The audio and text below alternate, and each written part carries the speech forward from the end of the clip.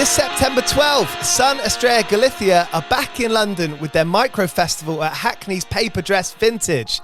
With live music, beer culture, street food and workshops, SON Estrella Galicia is the musical arm of the family-owned independent Estrella Galicia beer brand, which has been creating unforgettable music experiences since 2009. The September the 12th event will be headlined by Coach Party with support from the New Eves, as well as yet-to-be-announced DJ sets and local music selectors.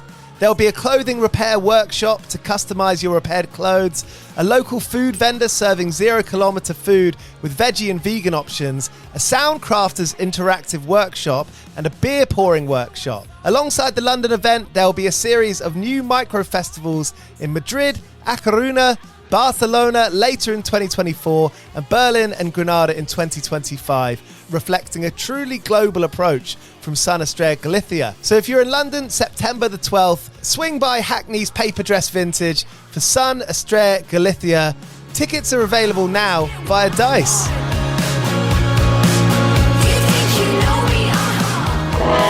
As an independent music podcast, 101 Part-Time Jobs highly recommends DistroKid as the best solution to putting out your own music online.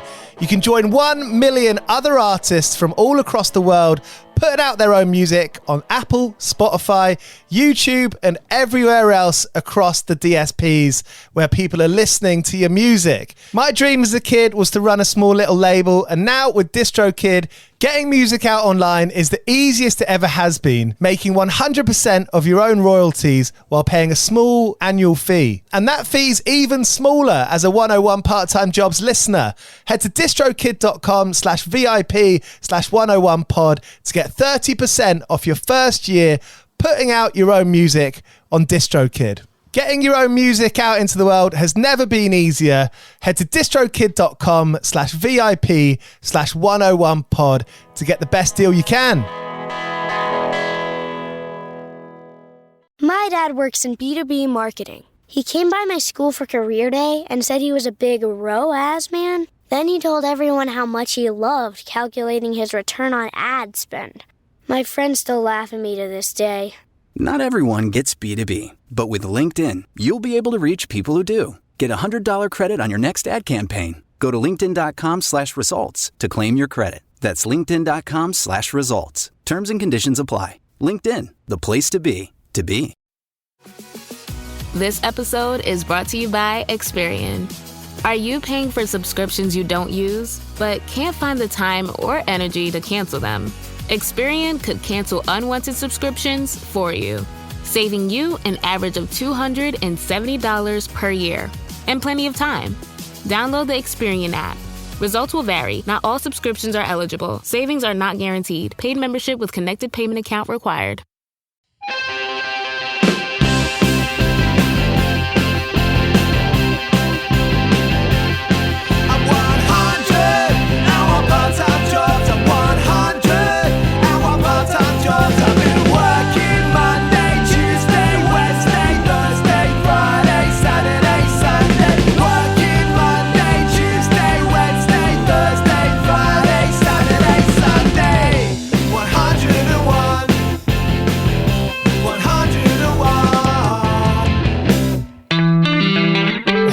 Right, how's it going? You're listening to 101 Part-Time Jobs. I'm Giles Bidder, and I speak to interesting musicians and artists about how they do it.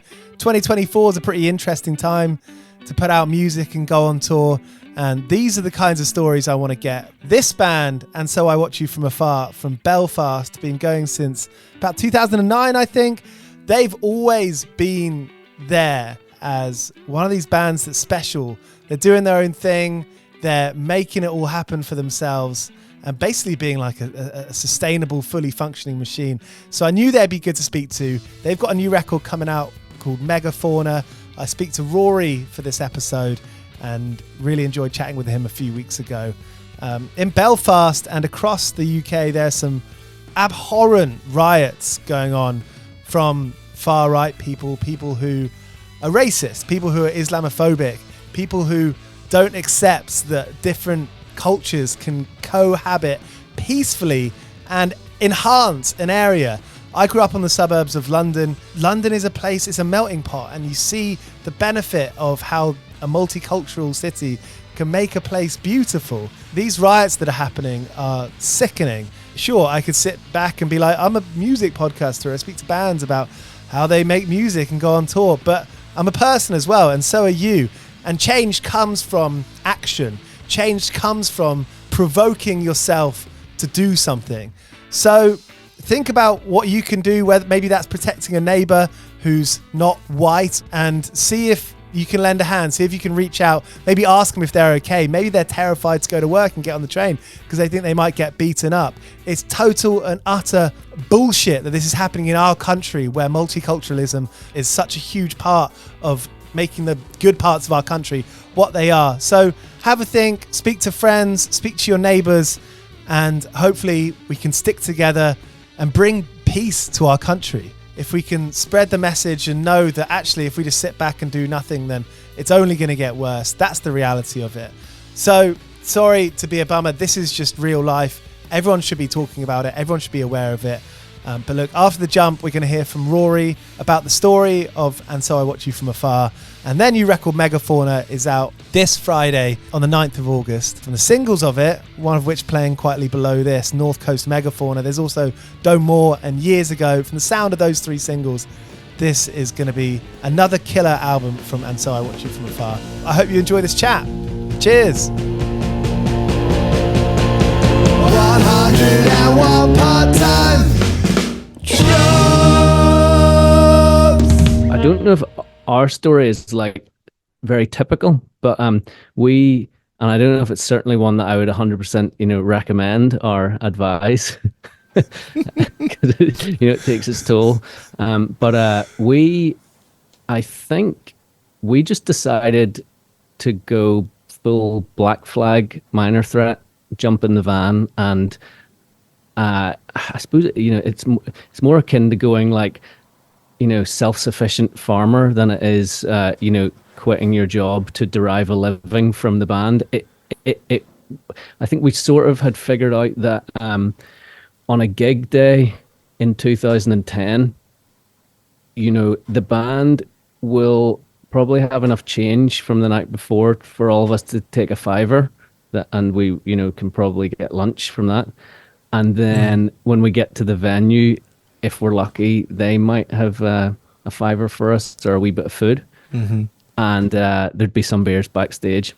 And if the economy all fed itself, there'd be enough money to put back into the fuel tank to get to the next place. And so that we kind of just went for that. And we were home. Few enough moments we were at home to have to like really worry about it. And we picked up little jobs in bars and we did whatever we needed to do. But yeah, that sometimes included living on other people's couches and all sorts of stuff. So yeah, it was quite a chaotic couple of years around that. 2010, 11, 12 was pretty full on. Were you looking at the numbers?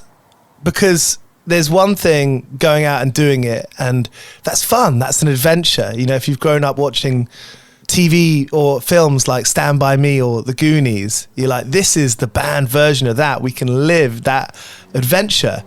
But there's another side of it, which is actually looking at the numbers and being like, can we do this? Is this possible? As opposed to kind of just going with the, being like a rolling ball with it. Yeah, totally. And the short answer is we didn't look at the numbers at all, really. We just the feedback that we were getting from what we were doing was, it just kind of is working. Like we're able, it felt like a miracle that we were able to go have our own transport, because we were like, 20 years old at the time, 21. And as you well know, and I'm sure a lot of the people who you talk to on this podcast know, there is no department in life that's kind of going, okay, you're interested in doing a band. Okay, let's talk about finances, I mean, at all. Let's talk about what being self-employed means. Let's talk about any of these. And so, for me, as a 20-year-old, I found it miraculous that somebody was allowing us to play a show in their venue, let alone giving us some money. And it might have been 30 quid or 50 quid, but it was just, it felt like magic. It felt like, this is so much fun. And it feels like I'm hoodwinking this person, because I'd just be doing this anyway. The fact that, I'm getting anything.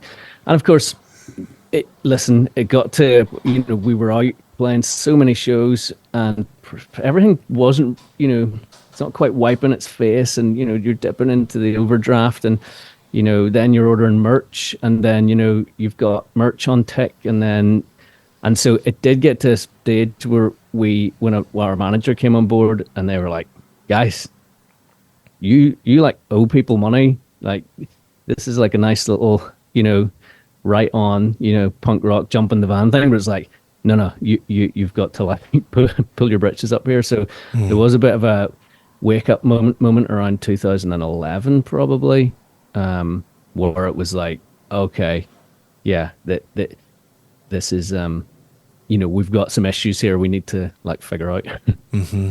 And so what do you do then? You're in this position where you're releasing albums, people are coming to the shows, you're building your own community scene, however you want to call it, a very invitational one that's been founded off, the idea that people are everything. It's a Joe Strummer, it's a punk rock feeling about it, which is hugely invitational to so many of us. It's something magical. You go to the show, it's a great night out, and then in the morning, for the band, it's like, okay, how do we get to the next place? How do we pay off those people that we owe money to? So what was the next step?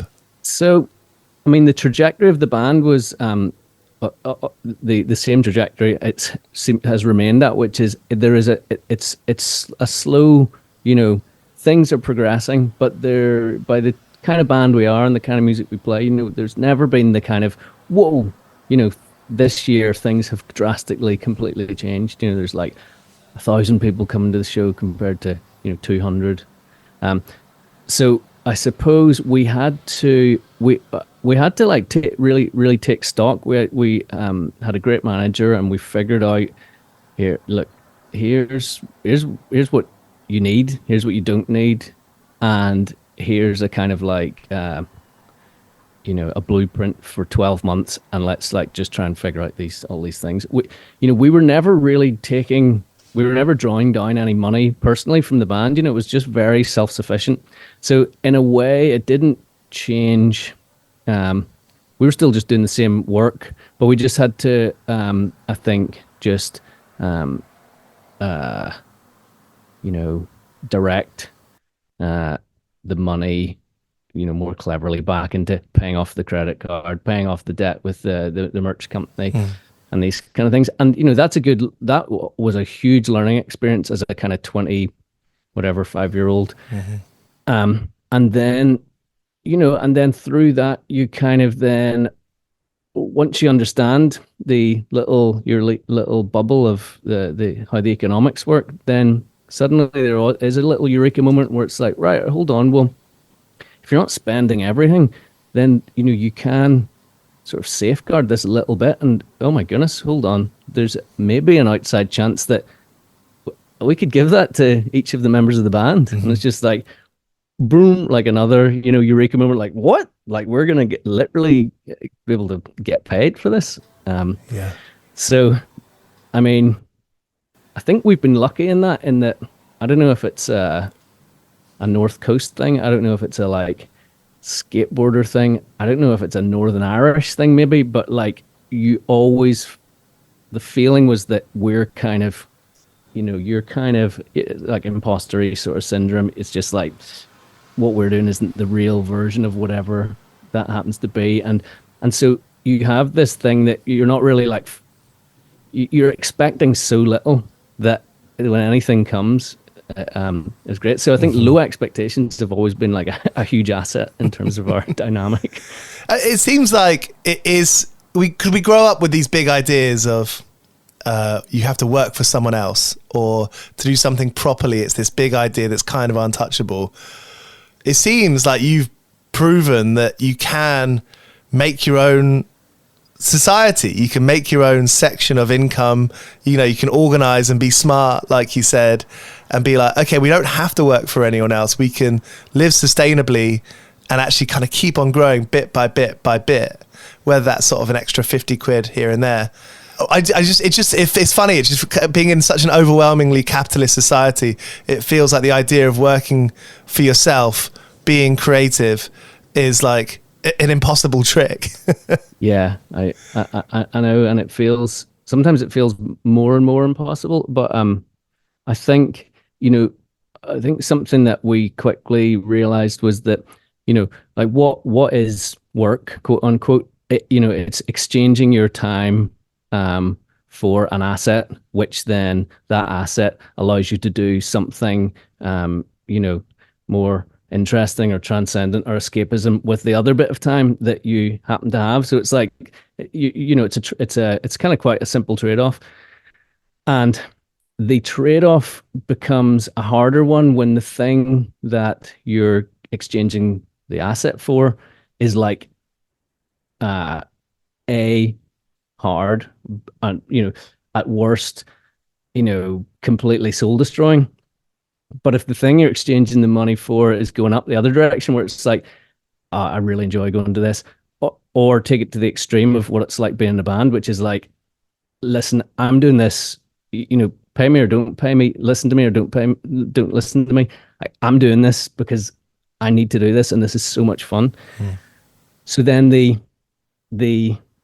Venn diagram sort of changes somewhat, because the thing that you're exchanging for the asset is sort of the thing that you would want to be going and doing anyway. So there's this, so it becomes less important because your time is less expensive whenever you're just doing the thing you really want to do. So that's a long way, I think, round sort of saying, I think, by defining the thing that we really wanted to do at the very, very start, then all your decisions and all your filters become way easier, and it's not a resentful thing. And then these little progressions suddenly feel so overwhelmingly positive and great, to the point where now none of us are full time, and so watch from afar, no other job, but the band has afforded us for a large portion of our lives to be, have this like sort of beautiful exchange of our time, something that we really love, and being able to, derive a bit of an income from it. Yeah, and being on that. I mean, you say you mentioned earlier a few years ago you bought the house that you're in. I mean, affording a mortgage, I tried to get a mortgage recently and it just didn't work because I didn't have enough for my self-assessment, because I got my company tax and I got my self-assessment tax, and everything that I've got into my company, I've more or less kept most of it there because I want to grow the company. I've been paying myself very little, and so I couldn't afford a mortgage. And I don't think that's dissimilar to a lot of musicians who are like, yeah, we can afford to do this, but actually there's a for the kind of more official credit rating stuff makes things really difficult. And when you're 21, couldn't give a fuck about buying a house. 33, now I'm like, oh yeah, it'd be pretty nice to pay the same amount that I'm paying on rent on a mortgage. So have you had to, was there a moment when you kind of battled with that or tried to get your head around that? Yeah, I think the one thing to my credit, I would say, is whenever there was a point in time where we were getting, more than, say, 50 quid and change in the back pocket, anytime there was sort of like a what at the time was a substantial amount of money, I would always save. I was always a good saver, because I didn't really require a lot day to day. It's like, I need, can I eat food, pay the electricity, get the odd coffee, that kind of vibe. So, and yeah, I think, once I started to get into my head the idea of, like owning a house, I was in the same position. I'm a good bit older than you. I'm 40 now, but back in whenever we got the house, maybe 5 years ago. Yeah, I suppose once I got to 30, I was really thinking about like, okay, how do you do this? And again, similar to that's when you first start off in the band and you're kind of just, there's no like HR department telling you, how the real world works. So things like getting a mortgage seemed like a complete mystery. So there was a good bit of like talking to a lot of friends and trying to figure that out. But, then, yeah, I mean, it's probably a bit easier in Northern Ireland, I would say as well. It's like not quite like Belfast hasn't, certainly at the time, it's maybe changing now, but when we bought the house, it hadn't quite, it's like nothing like Dublin or London or a lot of these cities, which are now just impossible for people, especially people like me and, in the arts and music, to actually live in a city centre these days. So, yeah, I mean, I just, it was a lot of advice asking and a lot of trying to maybe figure out who I am on paper officially. Am I a guitarist in a band, or am I, I'm also the co-owner of this sort of partnership that we run. Representing yourself in a way that I don't want to get in trouble here, but just making sure that you're presenting the best version of yourself. But in that kind of world, Yeah, well, I think everyone's doing that. The more I learn about it, the more I realize how much of a wild west is out there. And if you read newspaper articles about people running businesses, or you read the Private Eye, and all these news articles are about these fucking DOS companies who are working with the fucking council, who are building these flats and making a pretty buck off it. It does, once you learn about business, you don't have to get very far to realize that it's really the Wild West. Yeah, it really is. And, you see with a lot of those within that world, it's almost like if you just know the language that they all speak, I mean, that's pretty much all it is that there's a secret way of being able to communicate in finance or whatever department it is. And that's just what splits the guys like us from, it's just to know the patter and just to be in the gang. So yeah, it's a frustrating world. It's a secret that's in the public eye. For me, it's very similar to filling out a form for funding, for example. Whereas if you know how to write it, if you know how to complete an application well, if you can spell well, if you can use your grammar, if you can make an argument, that's a big way of doing good in this life. That's such a good example. I mean, the two people with the same idea from the same stance point, on exactly the same level, who want to do the exact same thing. If one of them's able to just, spin the thing in the way that the people with the money want, that kind of communication and that skill in and of itself is that the guy, person on the left doesn't get the thing, person on the right gets the thing, and there's no difference in the actual idea or the thing. Yeah, it's a good analogy. The horrible application form. Yeah. My older brother got me into you years and years ago, and from day one it was like, cool, it's this club, it's this club that's an open invite sort of club. It's kind of club that I want to be part of, and it makes you think, after all these years, from the outside, it always looks, see the artwork, we see the interviews, obviously we hear the music and we see the tours. We've been talking about how there's kind of that sort of slow kind of momentum, upwards trajectory, however you want to call it. But have there been times where you think, fuck, this is hard, this is difficult, you have to face yourself in the mirror, you have to reflect, and even harder than reflecting with yourself is reflecting with each other as a group? Yeah, of course. I mean, hundreds of times. Yeah, at any one time, there's always four, people who are in that sort of vehicle together, literally and metaphorically. You're on the back of the wagon, and I mean, as we've all, gotten older and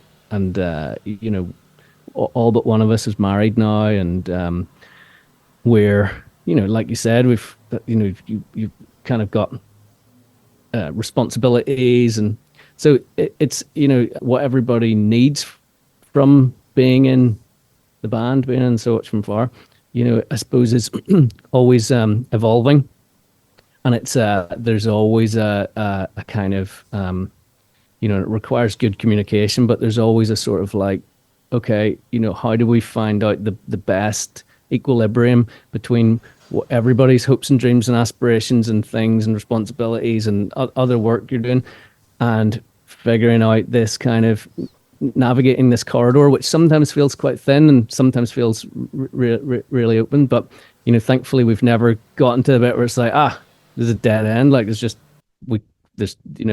an impasse.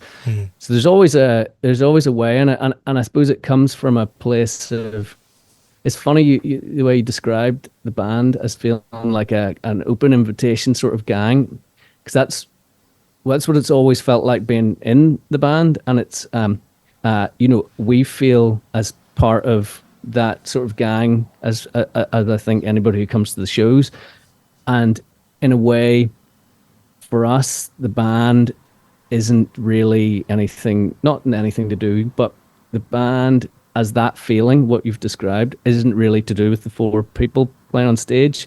It's more to do with this community.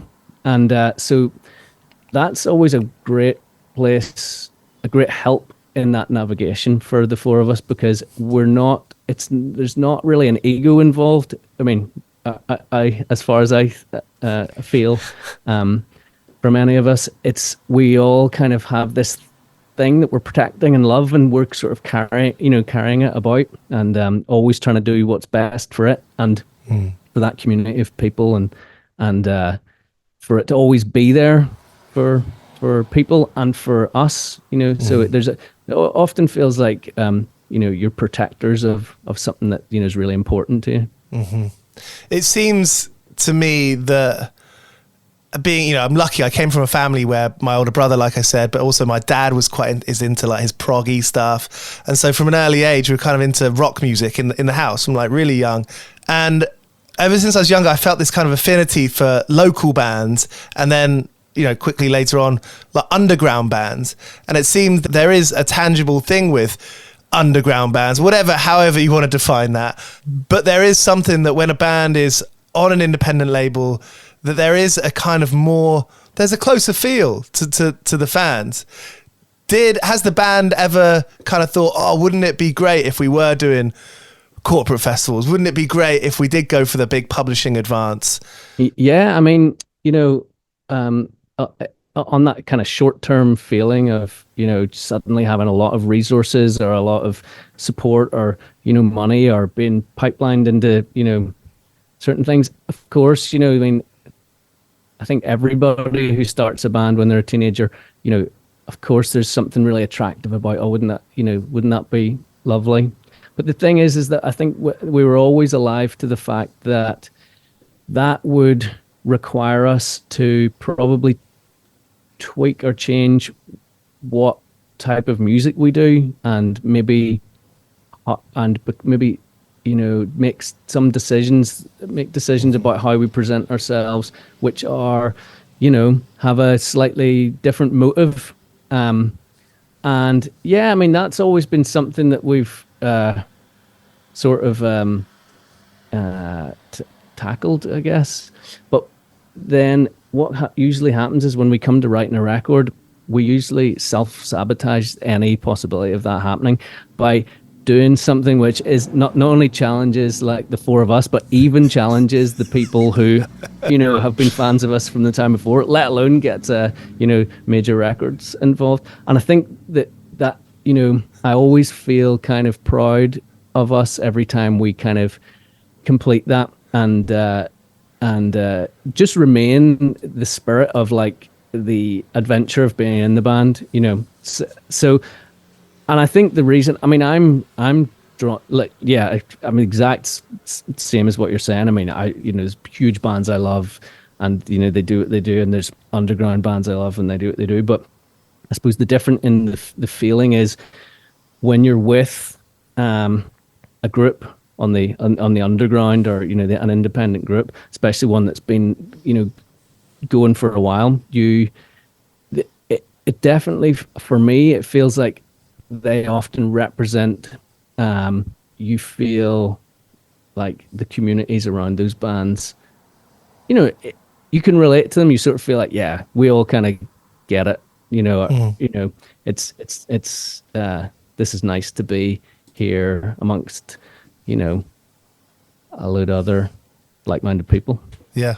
It's like choice, isn't it? It's like you have agency and you're not just kind of following the big crowd, following that. Yeah, that's it. And there's just a different emotion comes along with that, I guess. Mm-hmm.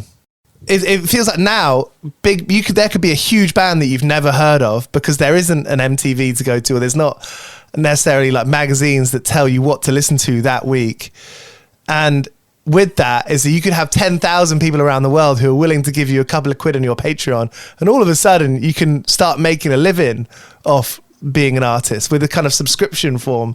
And I know the subscription doesn't work for everyone, but that idea that you could be a huge band that doesn't necessarily need to be on the magazine or on the front cover of a magazine, all of a sudden it kind of makes that kind of pop world or that idea of it irrelevant. Yeah, it's a really interesting time, and I do remember the first ever record deal we signed to an incredible label based in Derry here in Northern Ireland, called Small Town America. And I'm pretty sure I remember the manager of that label saying to me, "You only need 1,000 people to spend 100 quid on you every year, and that you've got a job." Yeah.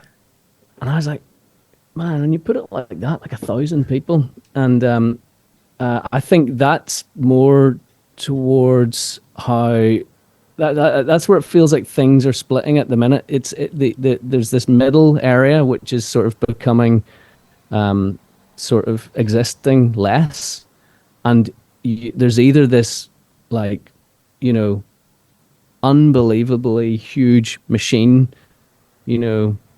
massive stature stuff, or there's this lots of people who just have a community of people that is have subscribed to both potentially like financially, but when I say subscribe, I mean they are just like with you, and there's I think that's it feels like a really healthy cool way to go. I mean, if they could just figure out how to have people being paid for the music that's being listened to, online, and combine that with having your little tribe of 500, 1,000, 2,000, 10,000, you can kind of like cultivate and grow and look after, very bespokely look after that group of people. Mm-hmm. But if they could just fix the sort of streaming and getting paid for your music there, I think that could all add up to being quite an interesting landscape in the future. Mm-hmm. I'm not sure. And it brings us back to the idea of all the power is with the people. It's about people. That's it. Yeah, that's it. And that's kind of that would be a nice place to get to, I think. Yeah. Big time. Hey, thanks so much for the chat. Thanks for, talking about this. I imagine it's kind of one of those subjects that you've thought about all the time for the last 10, 15, 20 years. And sometimes to kind of get it out, it can be like a tricky landscape talking about the finances and how bands do it. So I appreciate the time. No, I appreciate talking about it. I mean, it's, like you said, I mean, it's something you think about all the time, but it's good to chat. And it's definitely an interesting time. We'll see how things pan out. But I think, the good news is that I think musicians are probably a bit more in control of their destiny than they were. Yeah. Just need to get them all paid now. Jobs! Hey, we haven't talked about the part-time jobs that you have had over the years. Are there any particular standout moments? I like asking people about their work fuck-ups. I feel like when you're in and out of a job, if maybe your brain's not there, you're hungover or you just don't care, and it's like, so you make mistakes at work. Have you got any particular memorable work gaffes? I mean, yeah, I've made a lot of mistakes, I would say, through the years at work. I remember me and the drummer from the band, Chris, we both worked in quite a fancy restaurant in Bushmills, which is up in the north coast, home of Bushmills whiskey. And it just outside there, there's a very famous golf course called Portrush, Royal Portrush, where you'll have a lot of very rich Americans coming to visit. So we had a table of, I think, 20 of these guys in, and they'd all ordered, for starters, the special of the day, which was oysters from just up the road, just fresh oysters on ice. And we had these, it was a very silver service type place, and the head chef at the time was kind of like, it was like Gordon Ramsay before anyone knew who Gordon Ramsay was, it's this kind of vibe. And he'd trained in London, and he was very meticulous. And so I managed to load up all 20 on these giant trays we had that we sort of carried in on our shoulder. So I carried 20 bowls of 6 oysters on ice down. So I can't even, 20 bowls of 6 oysters, so 120 oysters. And put it on the table beside all the guys, and was giving them all the shtick, for a good tip at the end. And hadn't noticed that I'd sort of set it quite precariously. And instead of taking the first plate off, from the end that was overhanging the table, I took it from the back, which then, as you can see where this is going, tipped it all down, and every single one of them fell on to the floor, and the ice and the shells on a hardwood floor, and they just went like, like curling, stones all over the entire place. It was kind of magical looking, but yeah, and I didn't get a good tip, and I got absolutely ripped to bits by the head chef. And of course, those were the last portions we had. So that's a good one. Yeah, that is a good one. Bad. All right, nice one, Rory. Really looking forward to the record. Yeah, I mean, all these UK shows, the Brixton Electric, I think. Yeah. See you there.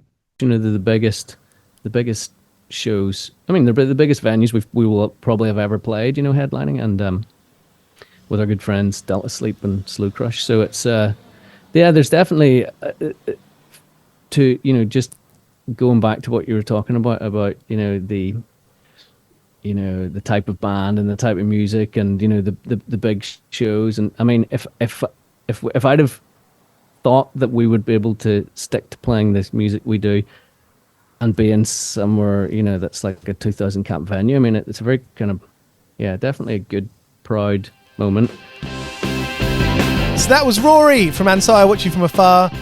Their excellent sounding new record Megafauna is out on Friday, so I'm sure you can go pre-save that and do everything you can as an independent music fan to help them.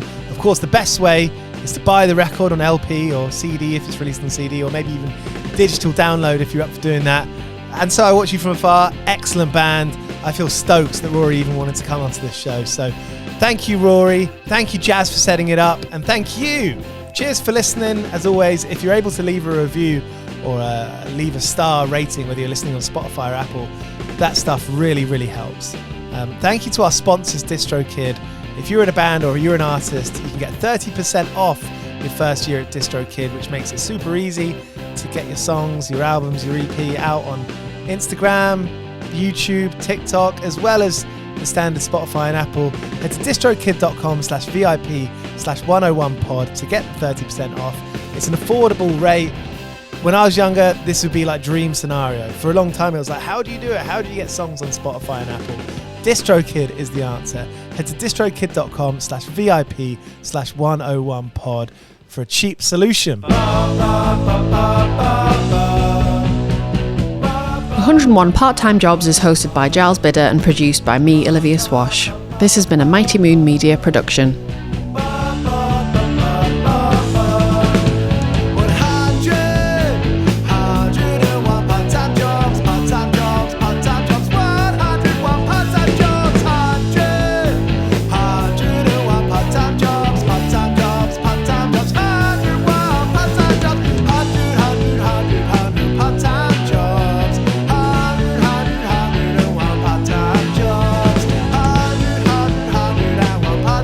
Jobs.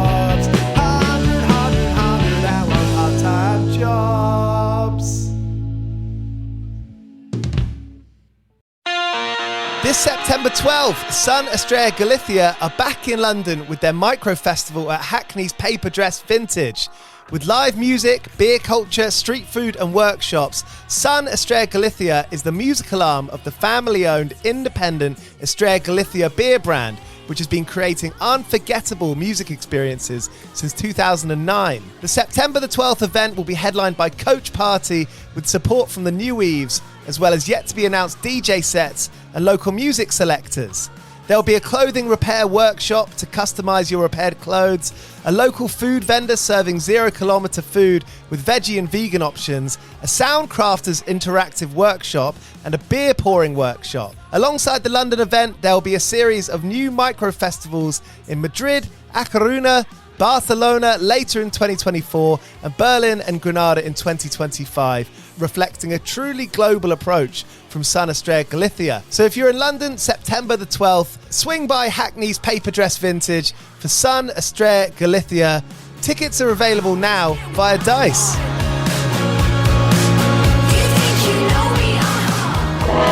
As an independent music podcast, 101 Part-Time Jobs highly recommends DistroKid as the best solution to putting out your own music online.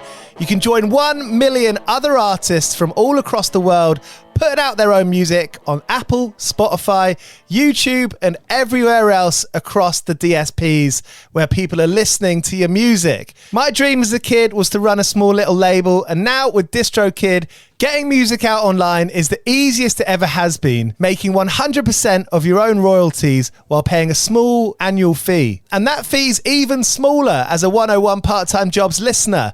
Head to distrokid.com/VIP/101pod to get 30% off your first year putting out your own music on DistroKid. Getting your own music out into the world has never been easier. Head to distrokid.com/VIP/101pod to get the best deal you can.